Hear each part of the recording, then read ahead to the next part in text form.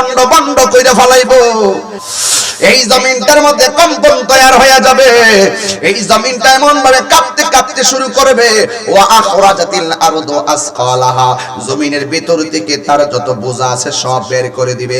তেলের খনি বের হয়ে যাবে, কয়লার খনি বের হয়ে যাবে, স্বর্ণের খনি বের হয়ে যাবে। এই দুনিয়ার মানুষ এত স্বর্ণের পাগল, কিন্তু সেই দিন কিয়ামতের আগে স্বর্ণের লোভ মানুষে করবে না, কয়লার লোভ মানুষে করবে না। একটা মাত্র কারণ, সবাই বলবে ওয়াকালাল ইনসানু মালাহা, ওই কি হইল? আমার নবী বলে উম্মতেরি, জমিন যখন কাঁপতে শুরু করবে তখন কিছু কিছু মহিলা থাকবে 3 মাসের গর্ভবতী, কোন মহিলা থাকবে 7 মাসের গর্ভবতী, কোন মহিলা থাকবে 8 মাসের গর্ভবতী। জমিনটা কাঁপাকাঁপির কারণে ওই 8 মাসের বাচ্চাটা ডেলিভারি হয়ে রক্তাক্ত হয়ে জমিনে পড়ে যাবে। আল্লাহ বলে আমি আল্লাহ বান্দার চেহারা বড় নিজ হাত দিয়ে বানাইলাম। এই জায়গার মধ্যে আমি একটা জবান দিছি, যেই জবান দিয়ে সে আমি আল্লাহর জিকির করবে। এই জায়গার মধ্যে আমি একটা কান দিছি, যেই কান দিয়ে সে আমার ডাক শুনবে। এই জায়গার মধ্যে আমি চোখ দিছি, যেই চোখ দিয়ে সে দুনিয়া দেখে আমাকে গবেষণা করবে। বন্ধুরে, সাউন্ডটা তুলে দেন একটু। বন্ধুরে আমার, ও আমার যুবক ভাইরা, এই জায়গার মধ্যে একটা কপাল আছে গো। এই কপালটারে যখন মাটির মধ্যে লাগাইয়া যখন সেজদাটা মাইরা দিবে, আল্লাহ বলে আমি যেহেতু বান্দারে বড় মায়া কইরা বানাইছি, পাহাড় পরিমাণ গুনাহ যদি বান্দা শয়তানের পাল্লায় কইরা ফেলায়, আর যদি বুঝা আমি আল্লাহর কুদরতি কদমে সেজদা মেরে দেয়, আমি আল্লাহ তার জীবনের গুনাহগুলি maaf করে দিব। এই মায়ার পৃথিবী থেকে আমার বাবা নিজের চোখের সামনে বিদায় হয়ে গেল, আপনার দাদা বিদায় হয়ে গেল, আমিও বিদায় হয়ে যাইব। আমার যুবক ভাইরা, গোটা পৃথিবীটাই লন্ড বন্ড হয়ে যাবে।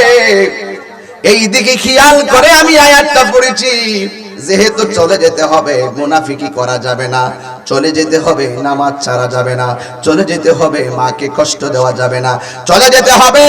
এই দুনিয়ার ক্ষণস্থায়ী জিন্দেগিতে চলাফেরা করার জন্য একটা বাড়ি বানাইছেন, বাড়িটা যখন হয়ে যায় ওই আর বাড়ি লাগতো না, জমিন কিনলেন, কত কিছু কিনলেন, এই দুনিয়ার ক্ষণস্থায়ী জিন্দেগির জন্য কত বাড়ি ঘর কিনলেন, কিন্তু যেই জীবনে আপনি চিরদিন থাকবেন ওই জীবনের জন্য আপনি কি পুঁজি করেছেন? এই মুনাফিক হইয়া গেলে মুনাফিকের হিসাব হবে, আল্লাহর সঙ্গে নাফরমানি কইরা গেলে নাফরমানির হিসাব হবে। এই জন্য আল্লাহ একটা লাগায়া দিয়া কয়, কুল্লু মান আলাইহা ফান,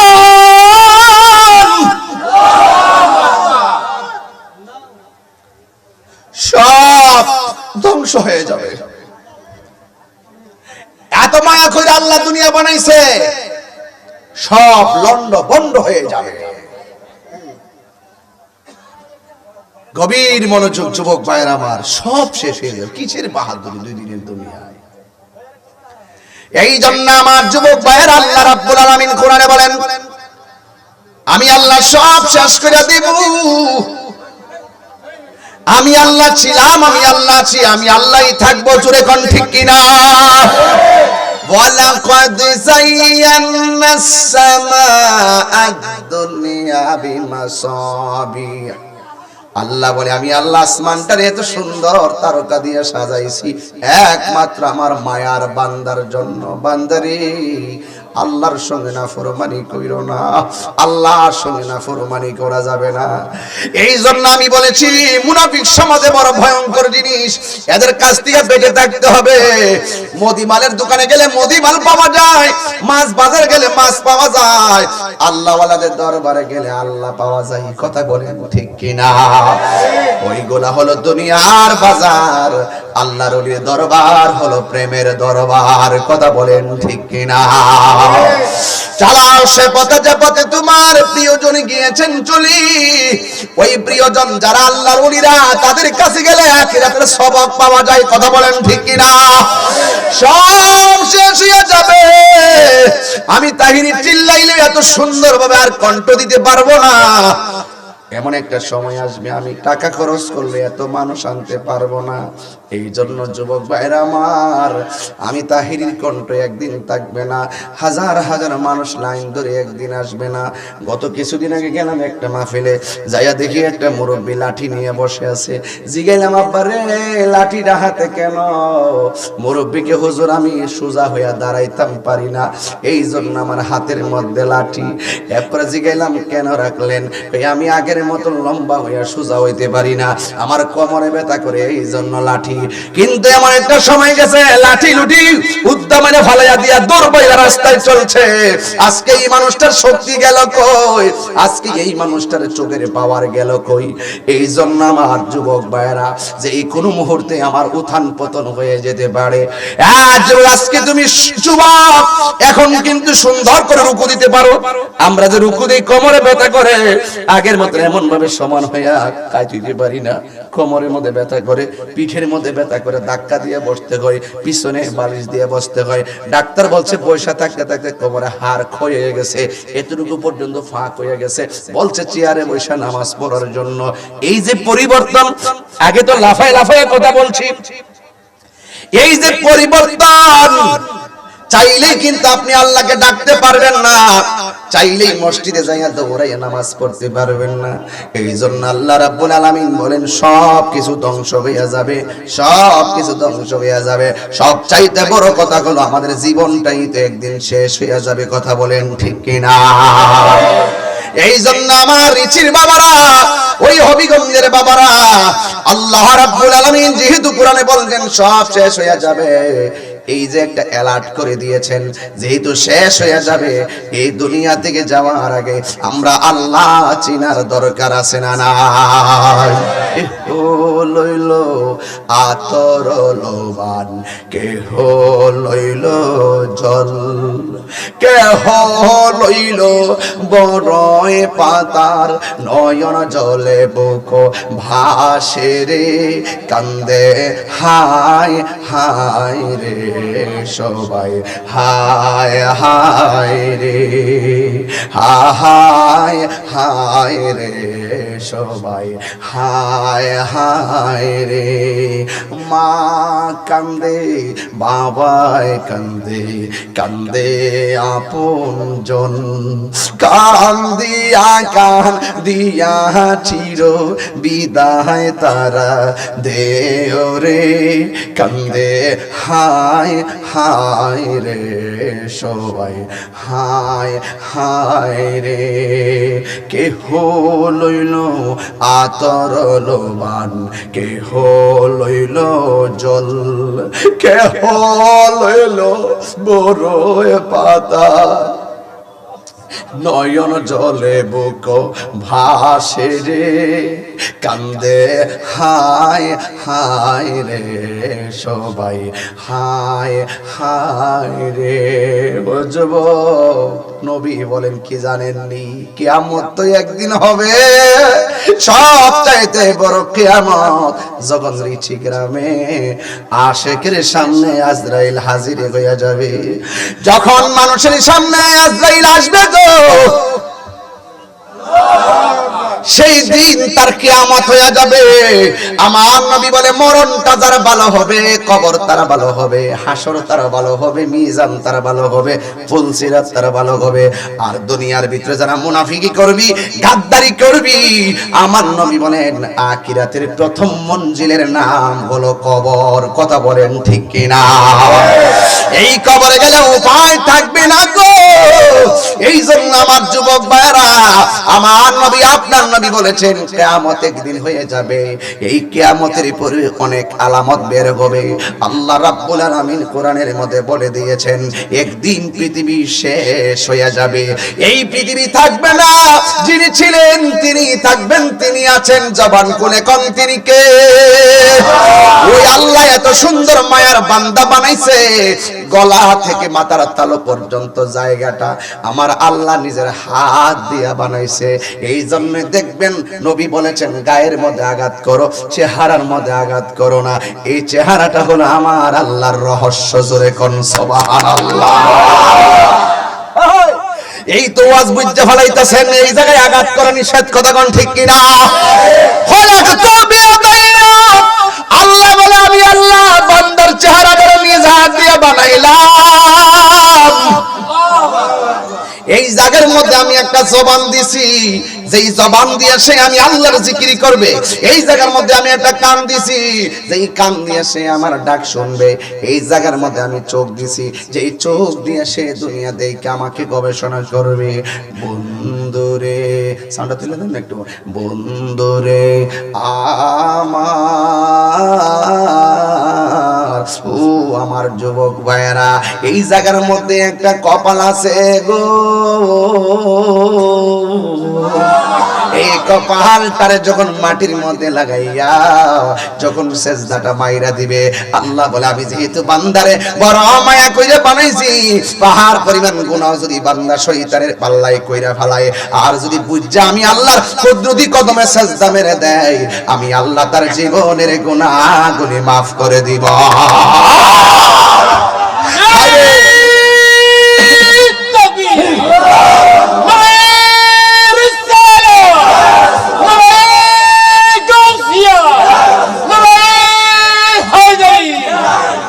আল্লাহু আকবার বলেন, আর জোরে বলেন আল্লাহু আকবার। এই জন্য চলে যেতে হবে। কেউ দুনিয়ায় থাকতে পারবে না, সাদের পৃথিবীটা শেষ হয়ে যাবে। কি মনে করেন? আমি যখন আম্মারে নিয়ে উমরায় গেছি, মদিনার দিকে বদরের প্রান্তরে গেছি, যাইয়া দেখলাম ডানে বহুত পাহাড়, বামেও বহুত পাহাড়। মনে মনে ভাবতেছি এত পাহাড় আল্লাহ কে লেগে বানাইছে? এই পাহাড়গুলোর উপরে বাড়ি বানানো যায় না, এই পাহাড়গুলোর উপরে মানুষ বসবাস করে না, এই পাহাড়গুলোতে জমিনও লাগানো যায় না। এই পাহাড়গুলো কেন বানাইছে? যখন কোরআনটা গবেষণা করলাম, কোরআন যখন গবেষণা করলাম, উত্তর পেয়ে গেলাম। আল্লাহ কোরআনে বলছেন ওয়াল জিবালা আওতাদা, আমি আল্লাহ এই পৃথিবীতে পাহাড় বানাইয়া জমিনটা যেন নড়াচড়া করতে না পারে, আমি আল্লাহ পেরেক মেরে দিয়েছি। ঠিক না?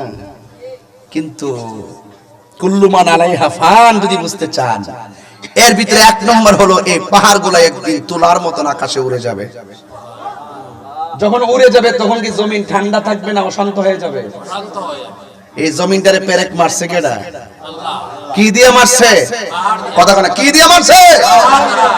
ওয়া তাকুনুল জিবালু কাল মানফুশ।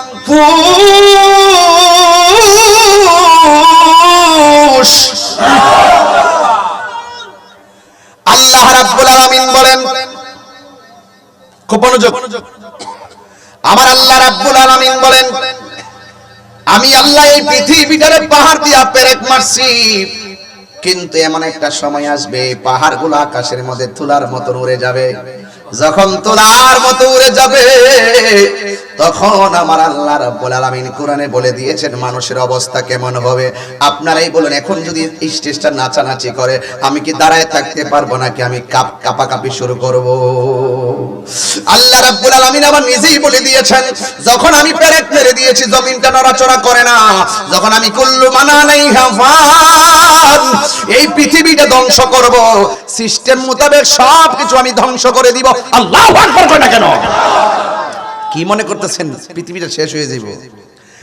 এরপরে আল্লাহ বলছেন যখন জমিনটা থেকে এই পাহাড়গুলো উড়ে যাবে, ইয়াউমা ইয়াকুনুন নাসু কাল ফারাশিল মাবসুস, এই পৃথিবীর মধ্যে যত মানুষগুলো থাকবে, মানুষগুলো ফরিং সিরিনি, ফরিং সিনেন, ওই যে দুইটা পাখা থাকে যে আকাশে উড়ে, ফরিং। ওয়াতাকুনুল জিবালু কালহিনিল মানফুশ, যখন পাহাড়গুলো উপরে তুলার মতো উড়ে যাবে, শান্ত জমিনটাও শান্ত হয়ে যাবে, তখন মানুষগুলা ফরিং এর মতন, কীটপতঙ্গের মতন উড়তে থাকবে। কেউ হবিগঞ্জ থেকে শাস্তাগঞ্জ, কেউ শাস্তাগঞ্জ থেকে ইন্ডিয়া, ইন্ডিয়া থেকে লন্ডন, লন্ডন থেকে একজন আরেকজনকে এমন ভাবে ছত্রভঙ্গ হয়ে যাবে যেমন করে পঙ্গপালার মৌমাছির দল এক জায়গা থেকে আরেক জায়গায় চলে যায়। আপনার মায়ের কাছ থেকে আপনি ছিটকাইয়া যাবেন, বোনের কাছ থেকে বায়ে ছিটকাইয়া যাইব, এলাকার মানুষ থেকে এলাকার মানুষ ছিটকাইয়া যাইব। সেই দিন জমিনটা লন্ডভন্ডের দিকে চলে যাবে। আল্লাহ রাব্বুল আলামিন বলেন ইযাস সামাউ ফাতারাত, ওই আকাশটা বিদীর্ণ হয়ে যাবে। এখন বলবেন আকাশটা ছিদ্র হবে কেমনে? আল্লাহ রাব্বুল আলামিন কোরআনে বলেছেন ওয়া ইযাল কাওয়াকিবু তাসারাত, এই আকাশের মধ্যে অনেক তারকারাজি ছিল, সব খুলে খুলে জমিনে পড়ে যাবে। ওয়া ইযাল বিহারু ফুজ্জিরাত, ওই জমিনের মধ্যে যত পানি আছে ওই পানিগুলো উতলাইতে শুরু করবে। ওই পানিগুলোর মধ্যে ঢেউ তরঙ্গ সৃষ্টি হয়ে যাবে, সুনামি সৃষ্টি হয়ে যাবে। এমন ভাবে পানিটা ধাক্কা মারবে গো। কয়েকদিন বছর আগে কি এই নদীর মধ্যে, খোয়াই নদীর মধ্যে পানির ধাক্কায় বাড়িঘর লন্ডভন্ড হয়ে গেছে। কথা কোন ঠিক কিনা বলেন? হঠাৎ কইরা এই পানিগুলো ধাক্কা মারবো, বাড়িগুলা চোখের পলকে লন্ডভন্ড কইরা ফেলাইবো। তখন কি হবে? এই পাহাড়গুলা যখন উড়ে যাবে, আল্লাহ রাব্বুল আলামিন কোরআনে বলে দিয়েছেন ইযা সুলজিলাতিল আরদু সিলসালাহা, এই জমিনটার মধ্যে কম্পন তৈরি হয়ে যাবে। এই জমিনটা এমন ভাবে কাঁপতে কাঁপতে শুরু করবে। ওয়া আখরাজাতিল আরদু আসকালাহা, জমিনের ভিতর থেকে তার যত বোঝা আছে সব বের করে দিবে। তেলের খনি বের হয়ে যাবে, কয়লার খনি বের হয়ে যাবে, স্বর্ণের খনি বের হয়ে যাবে। এই দুনিয়ার মানুষ এত স্বর্ণের পাগল, কিন্তু সেই দিন কিয়ামতের আগে স্বর্ণের লোভ মানুষে করবে না, কয়লার লোভ মানুষে করবে না। একটা মাত্র কারণ, সবাই বলবে ওয়াকালাল ইনসানু মালাহা, ওই কি হইল? আমার নবী বলে উম্মতেরি, জমিন যখন কাঁপতে শুরু করবে তখন কিছু কিছু মহিলা থাকবে 3 মাসের গর্ভবতী। জমিন যখন কাঁপতে শুরু করবে, কাঁপার ধরনটা দেখেন, বুঝবেন না তো, একটু সংক্ষেপে বোঝাই দেই। কাঁপার ধরনটা হলে এমন ভাবে কাঁপবে, কোন মহিলা থাকবে 7 মাসের গর্ভবতী, কোন মহিলা থাকবে 8 মাসের গর্ভবতী। জমিনটা কাঁপাকাঁপির কারণে ওই 8 মাসের বাচ্চাটা ডেলিভারি হয়ে রক্তাক্ত হয়ে জমিনে পড়ে যাবে। এই ওয়াজটা তো বুঝতেন না আপনারা। রিচি গ্রামে আমার মাকে যাইয়া জিজ্ঞাসা করবেন, মা পেট থেকে সন্তান আসার সময় কেমন কষ্ট হইতো? মা উত্তর দিবে, বাইরে শূন্য যা, আমার জাদুমণি আমার পেটের ভিতর দিকে যেই দিন বের হয়েছে, মনে চাইছিল হাতের মধ্যে যদি একটা ছুরি থাকতো, ছুরি, ওই ছুরি দিয়া জীবনটা দিয়া দিতাম। আগে যদি জানতাম সন্তান পেটে ধারণ করলে এত কষ্ট হবে, কোনোদিনও সন্তানকে পেটে নিতাম না। মা কেমন জিনিস শুনেন। 5-7 জন মহিলা একসঙ্গে কথা বলতেছে, হঠাৎ করে এক মায়ের চোখে পানি দেখা যায়। পাশের বাড়ির মহিলা জিজ্ঞাসা করে, কি ব্যাপার, তুমি কথা বলতেছো, হঠাৎ করে চোখে কেন পানি দেখা যায়? মা বলবে, একটা মাত্র কারণে চোখে পানি দেখা যায়, তুমি কি জানো না? আমার পেটের ভিতরে 8 মাসের বাচ্চা আমার পেটের ভিতরে লাথি মারছে, এই জন্য আমার চোখ দিয়ে পানি আসতেছে। পাশের বাড়ির মহিলা জিজ্ঞাসা করে, তুমি চোখের পানি পালায়া কাঁদতেছো, আমার মুখ দিয়ে মুস্কি মুস্কি কেন হাসতেছো? হাসির ব্যাখ্যা কি আর কান্নার ব্যাখ্যা কি? মা তো মাই, পৃথিবীর মধ্যে মায়ের মতন এত আপন আর কাউরে পাবেন না। মা ডাক দিয়া বলে, আমার জাদুমণি আমার পেটের ভিতরে লাথি মারছে, আমি ব্যথা পাইছি অনেক, এই জন্য মানুষের সামনে চোখ দিয়ে পানি এসেছে। এখন তোমরা প্রশ্ন করছো আমি হাসতেছি কেন? কেন হাসি জানোনি? কারণ আমার জাদুমণিটা লাথি দিলেও আমার জাদুমণি পেটের মধ্যে জিন্দা আছে।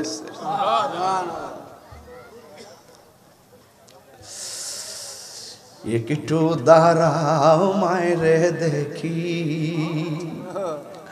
জনম ভৈরা মাইরে দেখি রে গ্রামবাসী, একটু দাঁড়াও মাইরে দেখি, সাদা কাফন পড়াইয়া খাটের উপর শোয়াইয়া সাদা কাপন পরাইয়া খাটের উপর শুয়াইয়া মায়ের তোমরা কই যাইতেছ লইয়া রে গ্রামবাসী একটু দাঁড়াও মায়েরে দেখি জনম ভয়রা মায়েরে দেখি রে গ্রামবাসী একটু দাঁড়াও মায়েরে দেখি। আল্লাহু আকবার কয় না রে।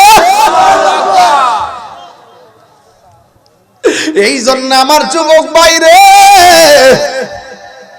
কি দিয়ে আমি আজকে কিয়ামতের আলামত বুঝাবো? যুবক আজকে ওয়াজ শুনতেছো ভালো কথা, জীবনে কোনোদিন মায়ের মনে কষ্ট দিও না, জীবনে কোনোদিন বুড়া বাপটারে বুড়া বেটা বইলা গালি দিও না। বাপ মার মনে কষ্ট দিয়া তাহির কাছে মুরিদ হইয়া আব্বা আব্বা করবা, তোর মতো মুরিদ তাহিরি দরকার নাই। কথা বলেন ঠিক কিনা? এই পৃথিবীর ভিতরে সবাই স্বার্থ নিয়ে দোয়া করে, একমাত্র দুইটা মানুষ নিঃস্বার্থে দোয়া করে, একজনের নাম হলো মা আর একজনের নাম হলো বাবা। নিঃস্বার্থে ভালোবাসে শুধু আমার মা, ভবে যার তুলনা নাই। নিঃস্বার্থে ভালোবাসে শুধু আমার মায়, ভবে যার তুলনা নাই। সেই মা তোমার চলে গেলে গো, সেই মা তোমার চলে গেলে সার হইব কান্দন। এই জগতে কেউ হবে না মায়েরই মতো, এই জগতে কেউ হবে না মায়েরই মতো। জোরে জোরে কি আল্লাহু আকবার বলা যাবে না? এ আপুড়ি ওয়াজটা কোথায় থেকে কোথায় ঢুকাইছি বুঝছেননি? যা করার দুনিয়ায় তাই কাই করতে হবে। কিয়ামতের পরে কিছু করার সুযোগ নাই, মরণের পরে কোনো কিছু করার সুযোগ নাই। যা করবার মরার আগেই করতে হবে। কথা কোন ঠিক কিনা? এই জন্য যুবক, ওই মার পেট থেকে সন্তানটা পরে যাবে, এই করাটা কত কষ্ট হবে দেখেন। কিন্তু এত কষ্টের সময় মার নিচ দিয়া যখন রক্ত ঝরবে, রক্ত মাটিটা রক্ত হয়ে যাবে, লাল হয়ে যাবে। অনেক মায়ের বিছানা লাল হয়ে যাবে, অনেক মানুষের ঘর রক্তে লাল হয়ে যাবে, অনেক মানুষ হাই হাই করে দৌড়বে। ওই মায়ের পেট থেকে সন্তান ডেলিভারি হয়ে গেলে নিচ দিয়া রক্ত বের হবে। সন্তান জিগাইবো আমার আম্মার নিচ দিয়া রক্ত পরে কেন? স্বামী জিগাইব আমার স্ত্রী নিজ দিয়া রক্ত পরে কেন? ওয়াকালাল ইনসানু মালাহা, কি হইল কি হইল, এমন আজীব কেন? আকাশটা কেন কাঁপতেছে, জমিনটা কেন নাচতেছে, মানুষ কেন উঠতেছে, রক্ত কেন ঝরতেছে? সবার একটাই কথা, কি হইল কি হইল? মানুষ বলবে কি হইল, জবানটা খুইলা কি আল্লাহু আকবার বলা যাবে না? বন্ধুরে সবার একটা কথাই কি হইল? ওয়াকালাল ইনসানু মালাহা, মানুষ বলবে কি হইল? আকাশটা কাঁপতেছে, জমিন নাচতেছে। ওয়াইজাল বিহারু ফুজ্জিরাত ওয়াইজাল কুবুরু বুসিরাত আলিমাত নাফসুম মা কদ্দামাত ওয়া আখারাত। পৃথিবীর মানুষ, এই জন্য আল্লাহ বলছেন সব ধ্বংস হয়ে যাবে। ইয়া আইয়ুহাল ইনসানু মা গাররাকা বিরাব্বিকাল কারীম, হে মানুষ কিসে তোমাকে রব থেকে তোমাকে দূরে রাখলো? কথা বলেন না ঠিক কি না? এত এলান করে দিল আল্লাহ, এত ঘোষণা করে দিল, এত সতর্ক বাণী দিয়ে দিল, এত নিয়ম দিয়ে দিল। বান্দা এরপরও তুমি আল্লাহকে ডাকো না, এরপরও তুমি নবীকে ডাকো না। ইয়া আইয়ুহাল ইনসানু মা গাররাকা বিরাব্বিকাল কারীম, কিসে তোমাকে তোমার রব থেকে দূরে সরালো? কিসে কিসে পাগল করছে ক্ষমতা, কিসে পাগল করছে মুনাফিকি, কিসে পাগল করছে দুনিয়া। दुनिया के लिए आखिरत बर्बाद ना करो, किसी इंसान को खुश करने के लिए अल्लाह को नाराज ना करो। मानी হলো দুনিয়া দুনিয়া করে আখিরাতকে বরবাদ করে দিও না। মনে রেখো, কোনো মানুষকে খুশি করতে গিয়ে আল্লাহকে বেজার করা যাবে না। এটাই ফাইনাল, সব পরে থাকবে, তুমি চলে যাবে। এই বাড়িটা টাইলস করে থইয়া গেছেন, পৃথিবীতে সবাই সব ভাগ নেয়, কিন্তু মৃত্যুর কষ্টের ভাগ কেউ নেয় না।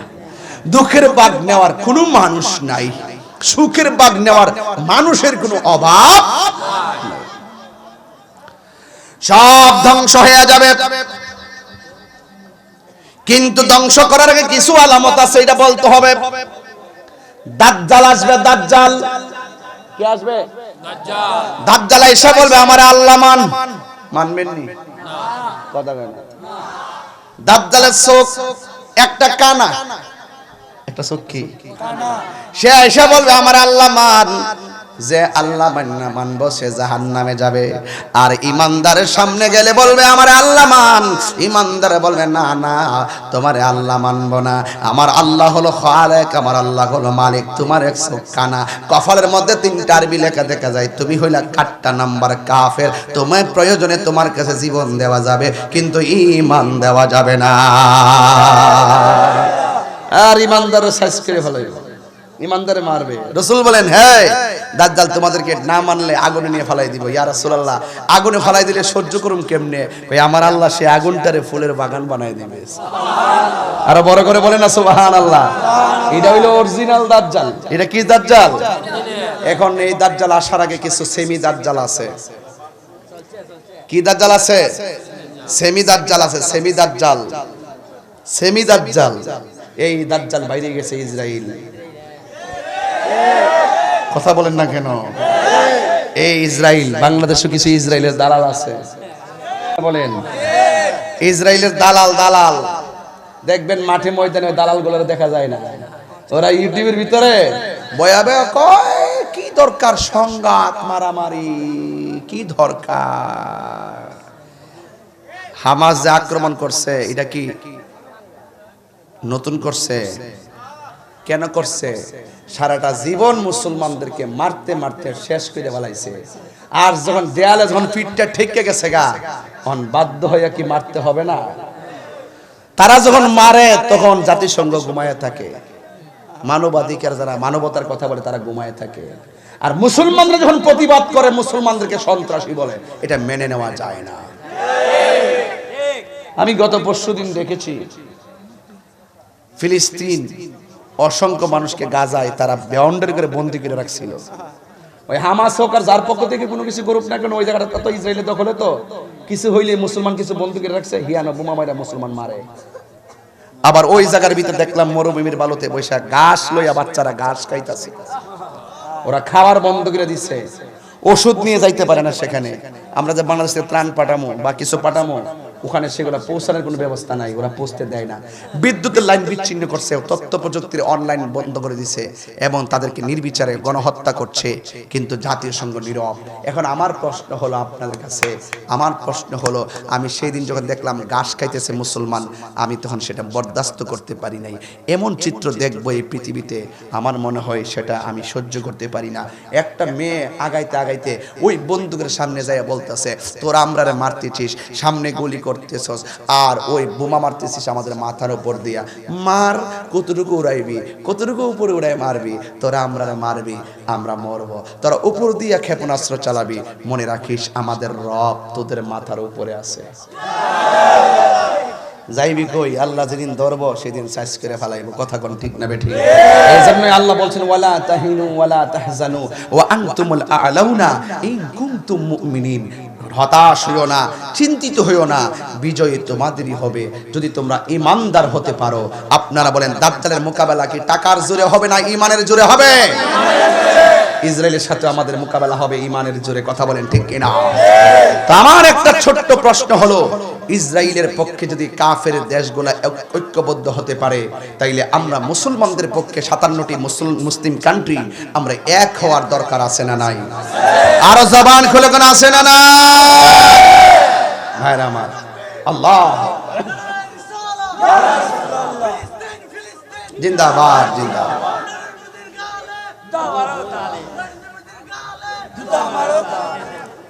ঠিক আছে, হ্যাঁ ঠিক আছে। এই ইসরায়েলের ইহুদির গোষ্ঠীরা এমন একটা সময় আসবে মুসলমানদের বিজয় হবে। রাসূল বলছেন মুসলমানরা এমন একটা দুরন্তি দিব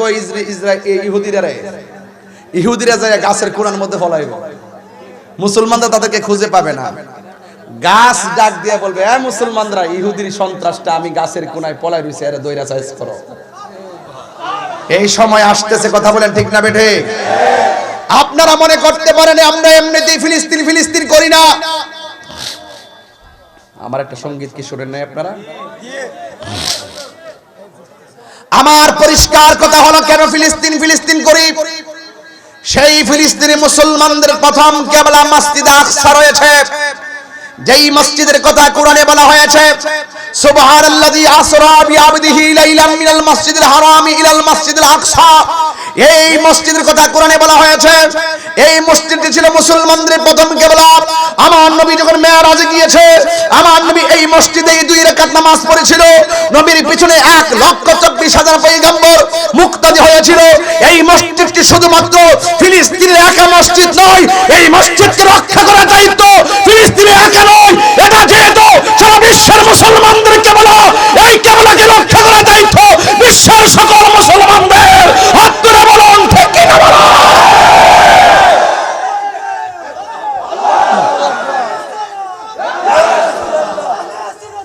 জিন্দাবাদ,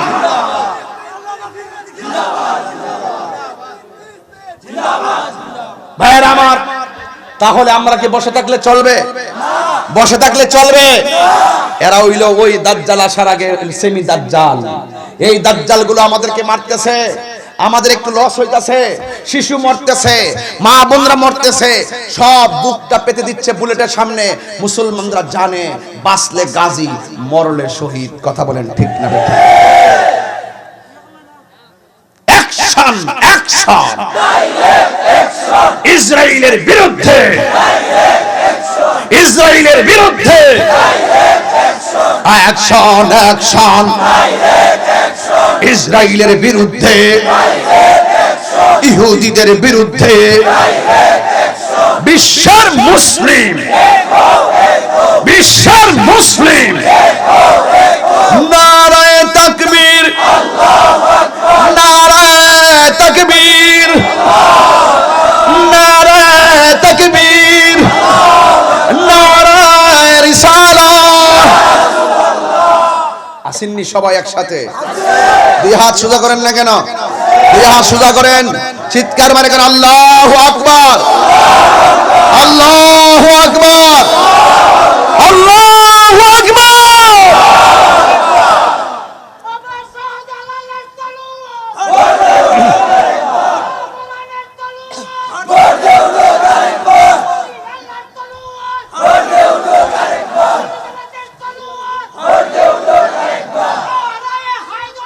ইয়া আলী, ইয়া আলী,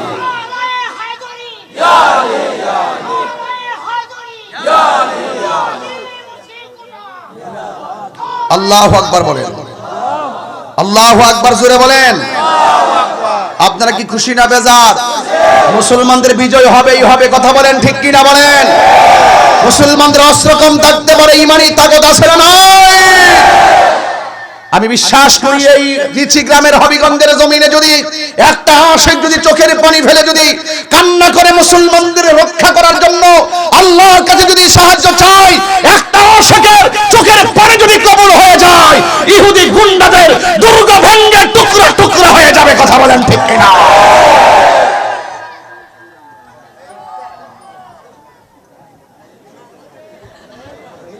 মুসলিম বিশ্ব জাগো জাগো, শোনো ফিলিস্তিনিদের চিৎকার।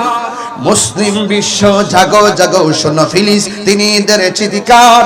সময় এসেছে ঘুরে দাঁড়াবার প্রাণের দাবি আল আকসার।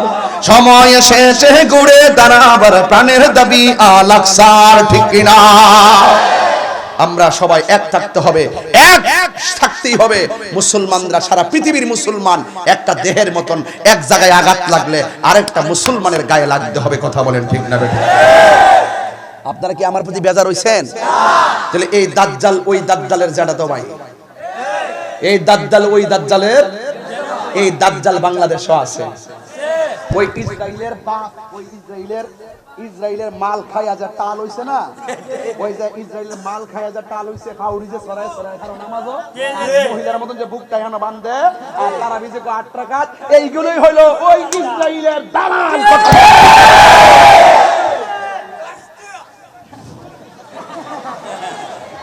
কথা বলেন না কেন? আরে কথা বলেন না কেন? আর না হইলে সব ঘরানার মুসলমানরা রাজপথে নেমেছে, এই মৌলবীরা ঘরের কোণার মধ্যে বয়া বয়া ফতোয়াবাজি করে। আরে মুসলমানদের অপমানে যদি কাঁদে না তোর মন, মুসলিম নয়। রাসূলের অপমানে যদি কাঁদে না তোর মন, মুসলিম নয়, মুনাফিক তুই, রাসূলের দুশমন। রাগ করবেন না আমার সাথে, আমি খুব জেদি মানুষ। আমার যদি সামর্থ্য থাকতো আমি ফিলিস্তিন চলে যেতাম। আমার যদি সামর্থ্য থাকতো আমি হাসতে হাসতে মসজিদ আকসাকে রক্ষা করার জন্য জীবন দিতাম। চাপাবাজি করছি না, জীবন দিয়ে দিতাম। এখনো যদি প্রশ্ন আসে এই বাংলাদেশের সেমি দাজ্জালদের বিরুদ্ধে রুখে দাঁড়ানোর জন্য, একদম 1 নম্বর কাতারে তাহিরি দাঁড়াবে। আপনারা আসেননি বাজান? এই মুরব্বীরা আসেননি আপনারা আমার সাথে? পাঁচ পরিষ্কার কথা, সাহায্যকারী একজন, তিনি কে? রক্ষাকারী একজন, তিনি কে? রক্ষাকারী একজন, তিনি কে? আল্লাহ কবুল করুক, আল্লাহ কবুল করুক, আল্লাহ কবুল করুক।